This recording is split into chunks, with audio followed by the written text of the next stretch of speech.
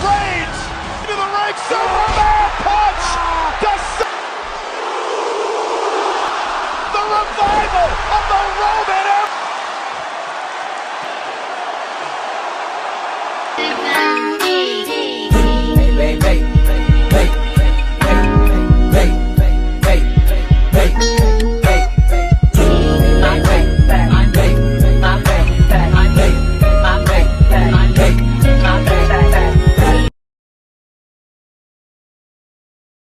Hey, what's going on YouTube land? It's your boy TJ and welcome to my YouTube channel, Wrestling Nostalgia, where I get my reviews on WWE shows and PLE events. And today we are going to be reviewing SummerSlam 2024. Oh my goodness, we're finally here. But before I get into my review, just go ahead and get that thumbs up. That helps push my video through the algorithm. Without further ado, let me go ahead and get into my SummerSlam review. So we open up with Mommy, aka Ria Ripley, versus the world's women's champion, Liv Morgan, for the Women's World Championship. Man, I didn't think this match was gonna open up, but this was a great opener actually. We start off with Ria Ripley like trying to get her hands on Liv Morgan. Liv Morgan is playing keep away and she keeps, getting out the ring and just, posing and things like that. So the final time when she does this again, Liv Morgan tries to get in the ring as Ria Ripley's trying to get out, and then she fixes her and like, yeah, I'm right here, baby. So she finally gets her hand on Liv Morgan. She is dominating the match majority of the time. And then all of a sudden, I think something happened with Rhea's shoulder during the match. And then this is when Liv Morgan takes advantage, and then she's working on the arm and she's trying to get her hands on her. I think in the beginning when she was trying, Rhea was like kicking her off. And then this is when Ria Ripley finally gets beat on by Liv Morgan. But Liv Morgan is still trying to fight back. But Ria Ripley, in the middle of the match, jammed her arm back in socket or something like that. I was like, oh my goodness, she did it a couple of times during this match. But that was just really freaky. So then after this, Liv Morgan winds up getting dominated during the match with a little bit of back and forth with Ria Ripley. Liv Morgan puts Ria Ripley in the arm bar and she fights out of it. And then Liv Morgan winds up getting the steel chair involved into the match. But she wasn't able to use it because Ria Ripley wound up kicking it out her hand. So a little back and forth later, Ria Ripley ends up doing the riptide, and she actually did the riptide on the ropes in the beginning of the match. But she hits the riptide again, and instead of pinning her and ending this match, she winds up getting the chair. She tries to use it. Dominic Mysterio snatches it out and tells her that you can't win the women's championship this way. So she ends up putting the chair down. So then as the referee's distracted again, he winds up giving the chair to Liv Morgan before the referee can catch him or anything like that. He distracts the referee, and then Liv Morgan winds up hitting the Oblivion. This is the second time she hit the Oblivion. And then 1, 2, 3, she retains the World's Women's Championship. And no, it's not over yet, because this is a double cross, because Dominic Mysterio helped Liv Morgan on purpose to retain the Women's Championship, and they have Edge and Lita moment, or Christian and Trish Stratus, and they wind up kissing in front of Ria Ripley, and she is pissed. At first she was looking all shocked like, what? Not my dum-dum! So then it turns into utter disgust after this, and then they walk off. So Liv Morgan successfully retains the Women's World Championship against Ria Ripley, her biggest op on the Raw brand. I don't know where they're going to go with this. I really did think that Finn Balor was going to go ahead and come out and try to help or something like that. As I said in my previous video, I feel like it'll still possibly happen down the line when she's over Dom. Maybe sooner as, the next Raw. But we're going to see what's going to happen in the upcoming weeks.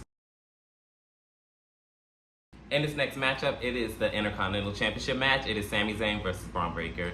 So this match starts off already chaotic. Bronbreaker tries to go for a spear. Sami Zayn winds up jumping out the way. And then after Bronbreaker had got out the ring, Sami Zayn winds up diving out on him on the outside. Then they wind up fighting from here. And then as Sami Zayn is getting the advantage in the match, this is when Bronbreaker wind up, getting his little, his flurry in, and he wind up getting his offense in as well as too. Crazy thing about it is I don't remember any type of submission holds during this match. And then as they're back and forth later, Sami Zayn was trying to attempt the Blue Thunder Bomb, but Bronbreaker is just not having it. He winds up reversing it like about, what, 2, maybe 3 times. And then Bronbreaker winds up trying to get on the top rope and then dive out on him, but he winds up getting caught with the Blue Thunder Bomb. A little bit back and forth later, Sami Zayn looks like he's about to go ahead and close this match with the haluva kick after he wind up doing the Underbreak floater, if I said that right. Then he winds up trying to do the haluva kick. He winds up running into a spear, and then Bronbreaker winds up giving him another spear, and then 1, 2, 3. Yes, finally, Sami Hogan is over. I'm so fucking glad about this. Bronbreaker is the new Intercontinental Champion. Thank goodness, because I got tired of this reign, okay? I don't care. I'm so freaking happy. Thank goodness it is over. It is over. It is over. Thank goodness sake, because I got tired of this reign, like, for sure. Like, it should have ended at Money in the Bank, but it is what it is. Did the right call. Sami Hogan is over. I don't care. He should have never won the championship in the first place. At WrestleMania, it really should have been Chad. I don't care. I'm standing firm 10 toes down on that. But it is what it is. Congratulations to Bronbreaker on becoming the Intercontinental Champion. And I'm so glad that the right decision finally got made. In this next matchup, it is for the United States Championship. It is Logan Paul putting up his United States Championship against LA Knight. So this match starts off already chaotic. LA Knight winds up getting sucker punched from behind and attacked by Logan Paul. Logan Paul winds up, beating him up a little bit. And then LA Knight winds up turning around and wind up beating him up back. And then he winds up doing like a neck breaker of sorts onto the announcer's desk.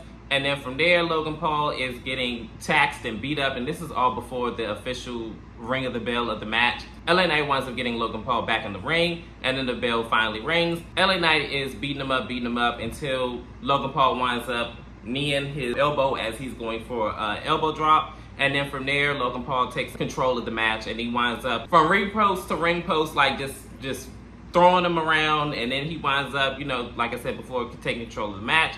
And then LA Knight wants to getting back in control. Like I said, it goes back and forth. I remember at one point, Logan Paul winds up taking a big nasty bump that superplex from the top rope. And the way he landed, it looked like he almost landed like right on his neck. And LA Knight gets a near fall. Then towards the end of the match, it looked like Logan Paul once again was going to go for some brass knucks.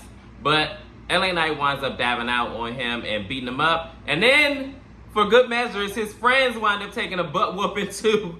And Logan Paul takes advantage of this and winds up beating up LA Knight from the back. And then he gets some brass knucks anyway from MGK. And then he has the brass knucks and he winds up punching LA Knight in the face with him. While LA Knight was like trying to back suplex him or do something while Logan was on the ropes, he gets punched in the face with the brass knucks.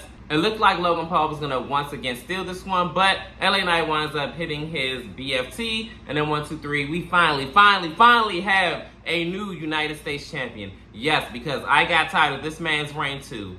Triple H, so far, you're cooking, man. You're cooking, and I'm loving it because this was the right decision. LA Knight was the right man to go ahead and take and dethrone the United States Championship and take it off of Logan Paul because Logan Paul did nothing for the division. He barely showed up.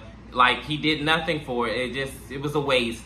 Yes, it didn't work. It wasn't it. So I'm so glad that LA Knight finally got his moment in the sun, and he had done it on one of the biggest stages at SummerSlam.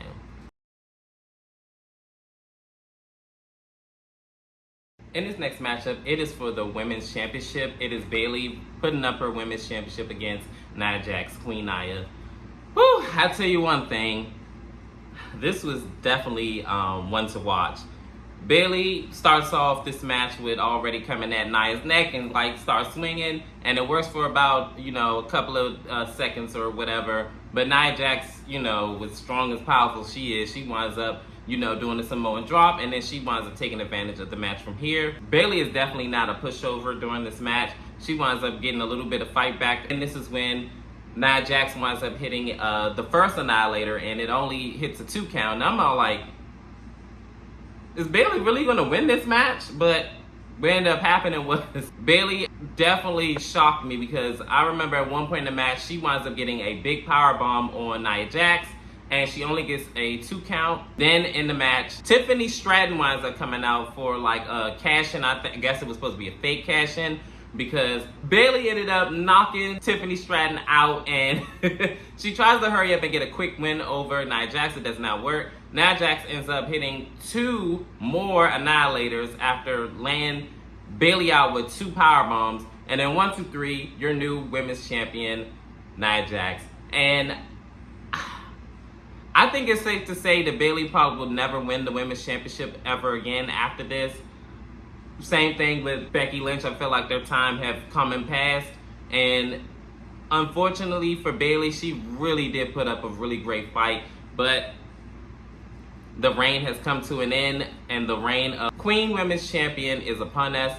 And Nia Jax is the new women's champion. So whether you like it or not, it is what it is. Tiffany, was celebrating with her, and now it's gonna be like, when is Tiffany gonna cash in her women's championship opportunity with the briefcase? Like, now that's the bigger question. So we're gonna see what's gonna happen. And also Nia Jax celebrated with her family as well. We're gonna see what's gonna happen in the upcoming weeks, where exactly this Tiffany and Nia Jax Queen and Princess storyline is going to go within the upcoming weeks. In this next matchup, it is CM Punk versus Drew McIntyre with Seth Rollins as the special guest referee. So I'm not going to lie, Seth was pissing me off with how long he was taking to finally ring the bell. He finally rings the bell, and CM Punk is getting the better of Drew McIntyre, and he is like beating him up in the corner. Seth winds up snatching him up and saying, "Hey, that's it, I counted to 5, you need to break it up." So then the same goes for Drew McIntyre. He winds up beating him up in the corner, and then he counts to 5 and he snatches him up and he says, "Look, you can't do that. Stop it now." So this match was very chaotic. And then CM Punk, I believe, got the advantage after the fact. But these two really ripped into each other. Like, it was really, really crazy. I remember at one point in the match where they were outside the ring and he didn't even count like at all. Like, I guess Seth Rollins said, "You know what, the hell with the count, that's it. No, like, y'all beat each other until y'all, satisfied." And CM Punk is just beating him up. And then a little bit back and forth later, CM Punk wind up trying to do the go to sleep. But for whatever reason, that's because Seth Rollins had CM Punk's bracelet on after he took it off of Drew McIntyre when he put him in the sleeper hold or whatever. And he, I guess, picked it up for him. I don't know if what was he thinking, but this sets CM Punk off, and he all like, so this winds up leaving CM Punk open for a Claymore, but it only gets a 2 count. And a little bit back and forth later, CM Punk is still pissed off with Seth Rollins, and him and Seth Rollins go back and forth into words. He winds up hitting the go to sleep on him, and he said, "Everything's not about me, but it's damn for sure not about you." And he takes the bracelet off of him, he puts it on. He winds up going and focusing again on Drew, which he should have did throughout this match because he might would have won. Let me get to that. So he winds up walking into a low blow. Then he winds up getting Claymored, and 1, 2, 3. Drew McIntyre gets a big win over CM Punk at SummerSlam nonetheless. Woo! And reluctantly, Seth Rollins wound up counting to 3. He was like, 1, 2, 3, and then he winds up getting out of there, takes off his referee shirt and everything, and he is over it. Drew McIntyre is like basking in this win, as he should, but it really sucks for CM Punk. But he, CM Punk screwed CM Punk. Like, he should have stayed focused on the match. He should have worried about getting that bracelet later, and he possibly could have won this match, but better luck next time, CM Punk. Sorry. In this next matchup, it is for the World Heavyweight Championship. It is Damian Priest putting up his World Championship against Gunther. This match already starts off hectic. They are attacking each other and beating each other to smithereens. And a good portion of the match, Damian Priest was getting the better of Gunther.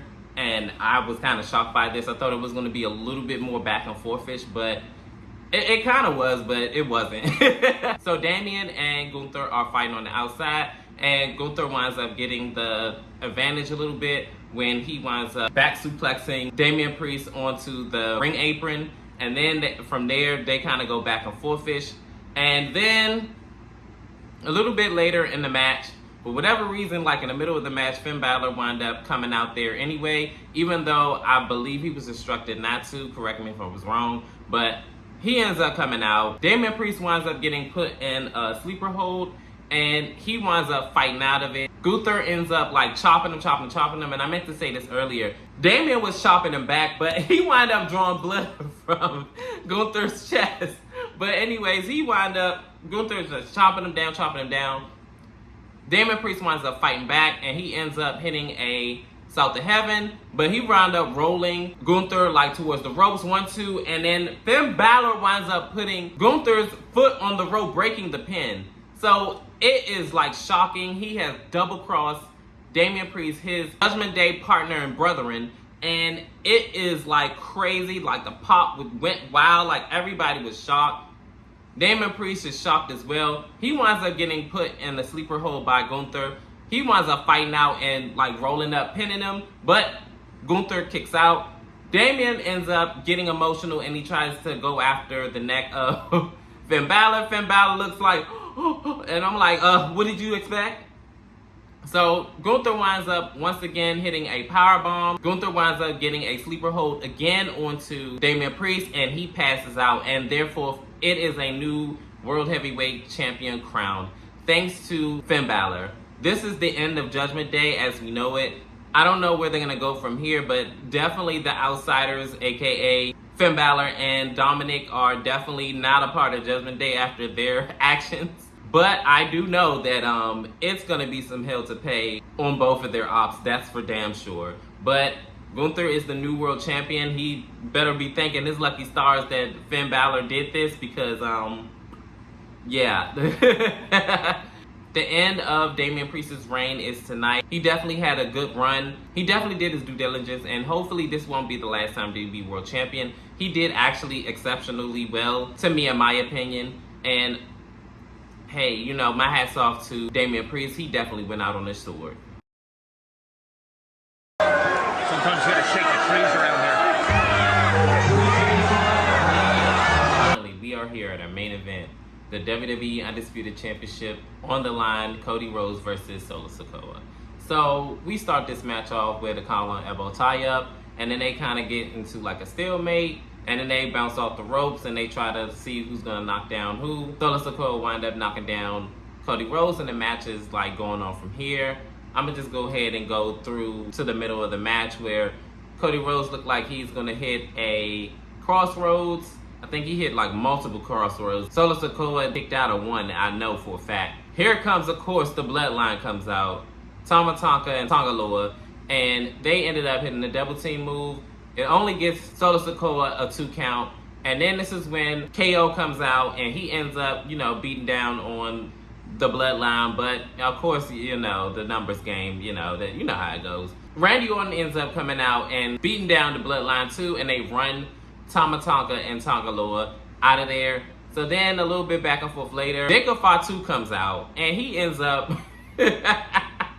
laying out Cody Rhodes when it looked like Cody Rhodes was going to go ahead and like wrap this match up. But he ends up getting hit with Whisper in the Wind, and then he winds up getting beat down a little bit more. 1-2, Cody kicks out. Then he ends up beating down Cody some more on the outside and then hitting a big splash. Then I believe he hurt his knee because he was all like, get him in the ring now! Pin him! So he gets Cody in the ring. He only gets a 2 count. A little bit back and forth later. Roman Reigns. Yes, you heard that right. This is not a drill. Roman Reigns comes out and he makes the save, but I don't feel like it was the save for Cody Rhodes. It was really because of all the trash that Solo Sikoa was talking. So he ends up beating up on Solo Sikoa, hit him with the Superman punch and the spear. And then Roman Reigns walks out of there. Cody Rhodes winds up hitting his crossroads, and 1, 2, 3, Cody Rhodes ends up retaining the WWE Undisputed Championship. Woo! I'm not gonna lie, I wasn't really fully invested into this match, but for what they have given us and shown, Solo Sikoa definitely went out on his shield. He did his thing, he did his due diligence, but it just wasn't his night, thanks to his cousin.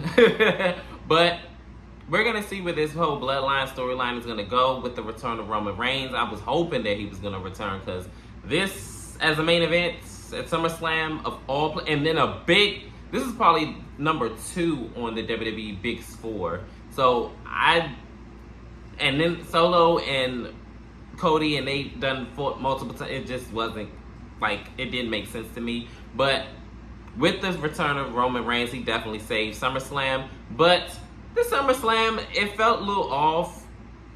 I think it's mostly because of the main event, but you know, it is what it is. It definitely was saved by Roman Reigns. But comment down below, how did you feel about SummerSlam? Did you like it? Did you love it? Did you hate it? Could have been better? Leave it in the comments. And as always, like, share, and subscribe and help me grow this channel. All the love and support is definitely appreciated. And as always, peace. TJ, I'm out.